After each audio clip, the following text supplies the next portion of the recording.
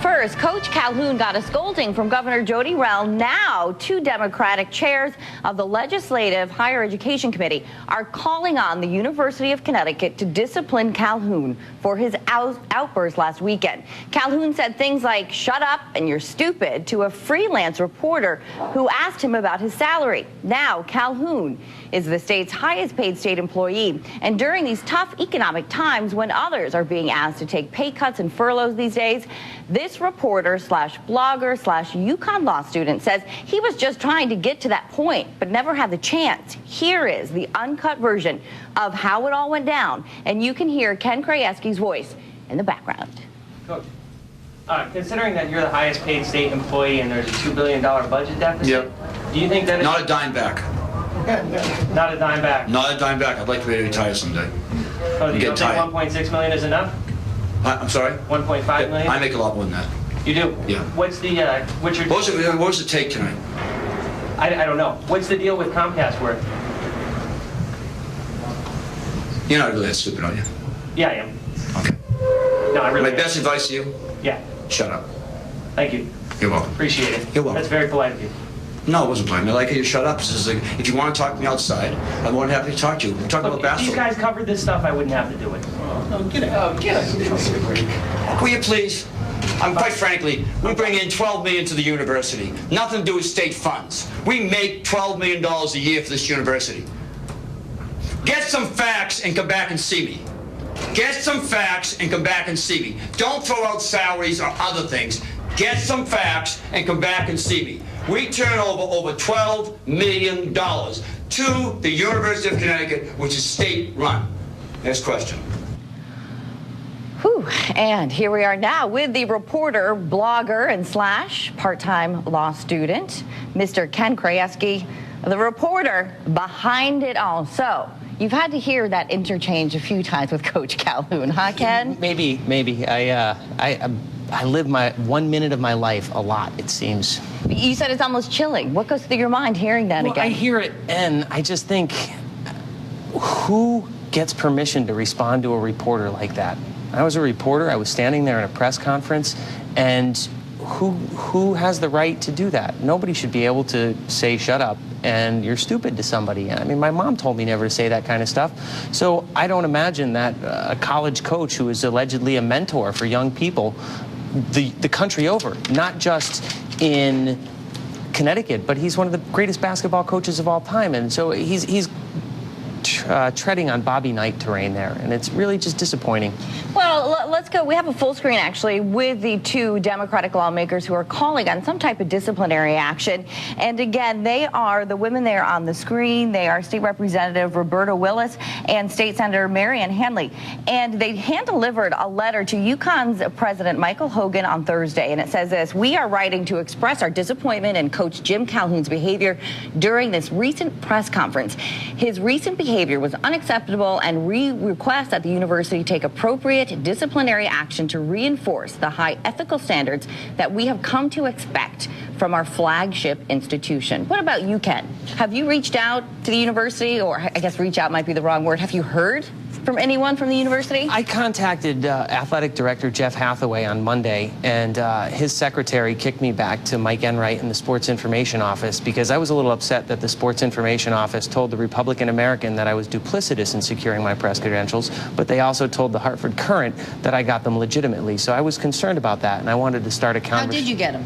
Legitimately. I emailed Kyle Muncy, who's the basketball sports information officer, and I said, I mean, they know that I covered the university. I've been doing it for a decade on and off, and I went up to Toronto to the International Bowl. I drove up there myself to cover UConn football in Toronto, and so when I did that, I told Kyle that I would be interested in getting press credentials for a basketball game, too. So it didn't come out of the blue. And when I emailed Kyle last Sunday night, that night, actually, he was working on Sunday night, and I was kind of surprised. But that Sunday night, he said, yeah, fine, no worries. What do you say when there seems to be an attack on you and your credentials as far as if you're a quote-unquote real journalist and it wasn't appropriate to ask these questions at a basketball game? Even Calhoun had said in that exchange, listen, you want to talk to me outside, fine. So I say three things. Number one, the Hartford Courant just cut half of their newsroom yesterday. The Hartford Courant's newsroom today is half the size that it was on January 1st, 2008. We need everybody to be asking questions. This is an all-hands-on-deck kind of situation. And if I'm a blogger and I've got 20 years of experience in journalism, I have a degree in magazine journalism, why is there any issue? The Hartford Courant editorial board on Thursday said, you know, right question, wrong time. I think that there's no such thing as the wrong time for the right question. You know, my teachers always told me there's no such thing for a stupid question. Let's call it Krajewski's corollary to that and say, if there's the right question, there's no such thing as the wrong time. Secondly, if you want to make it about me, you're missing the point. It's easy to make it about me because the state of Connecticut police department a couple years ago decided that my questioning of the governor wasn't appropriate, and they put me on a political watch list and threw me in jail. If you want to make it about that... Well, that's what they say, that you're a troublemaker, you have a past. Fine. But you're saying you're fighting for freedom of the press. Fine. I'm a provocateur. It doesn't change the question. It doesn't change the substance of the message. And when you make it about me, it allows the substance of the debate to be diluted. And we don't want that. We want the substance of the debate to be whether or not... I was in mass media law class today up at UConn. Professor Leslie Levin told the class that she's going to have to take 8 furlough days. She joked. She said, I'm going to do them on class days. And everybody's like, no. But this is serious. This is what's going on. And that's what you're getting at with Calhoun, correct? Now, I do want to say for the record that I called the University of Connecticut trying to speak with President Michael Hogan on the phone. They told me that there was no comment. But as luck would turn out, our reporter Sarah French went to speak with the president concerning another matter. She did ask him about Coach Calhoun. President Hogan defended him, saying that he was the general of the basketball coaches and that he felt that he had lost his temper. But when Sarah asked him directly, should he be disciplined, he said he wasn't going to answer that, but went on to say this. Let's go to tape. My own view is he probably feels the pain already from a week of controversy he'd rather not have while he's trying to get his head around these final basketball games of the season. And, you know, sometimes we all do things we wished we hadn't done. It's just that we don't always do them in front of a television camera. So what do you think of that response?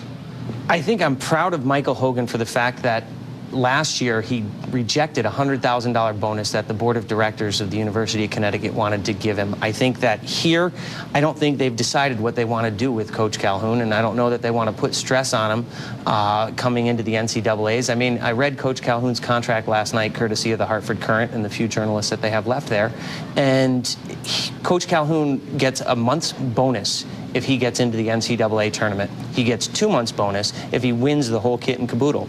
And I would think that let's start there. Well, okay, back to the president of the university, though. He could easily say, listen, Calhoun was out of line. You don't see that happening. Do you think Calhoun should be disciplined? I like what Marianne Hanley and Roberta Willis said, and I'm really thrilled. I mean, after I walked out of there, I said, okay, there's not a chance that one of my professors could say that to a student, get away with it. There's not a chance that Dean Jeremy Paul could say that to one of our students and get away with it.